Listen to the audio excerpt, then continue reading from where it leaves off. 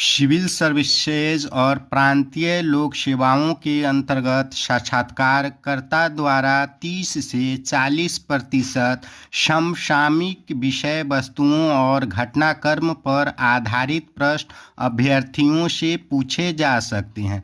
इसलिए इसके प्रति अभ्यर्थियों को अपना तुलनात्मक और पैनी दृष्टिकोण विकसित करना चाहिए। समसामयिक विषयों के अंतर्गत राष्ट्रीय घटनाक्रम के अंतर्गत महत्वपूर्ण बैठकों, राष्ट्रपति प्रधानमंत्री की विदेशों और पड़ोसी देशों में यात्राओं से संबंधित प्रश्न हो सकते हैं। अंतर्राष्ट्रीय घटनाक्रम के अंतर्गत वैश्विक संगठनों का सम्मेलन, रक्षा अनुसंधान समझौता, G20, G7, ASEAN, SAARC, BRICS, NATO, SEATO, UNO, विश्व बैंक, WHO, IMF और उसके अन्य एजेंसियों की महत्वपूर्ण बैठकों पर ध्यान देना चाहिए।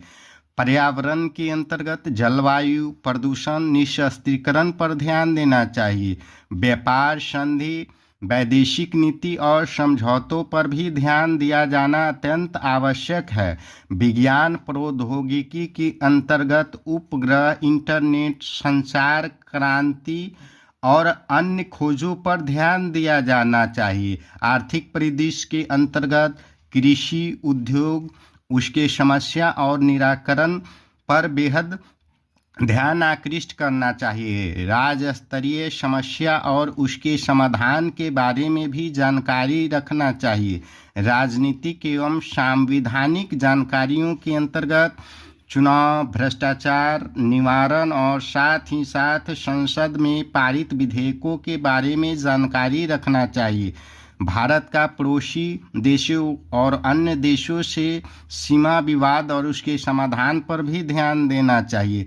पुरस्कार के अंतर्गत नोबेल, भारत रत्न पर ध्यान देना चाहिए। खेल कूद के अंतर्गत ओलंपिक, राष्ट्रमंडल, विश्व कप आदि पर ध्यान देना चाहिए। साक्षात्कार के दिन की राष्ट्रीय समाचार पत्रों के हेडलाइन पर भी ध्यान देना चाहिए, क्योंकि उस दिन का महत्वपूर्ण राष्ट्रीय समाचार पत्र का हेडलाइन आपसे पूछा जा सकता है।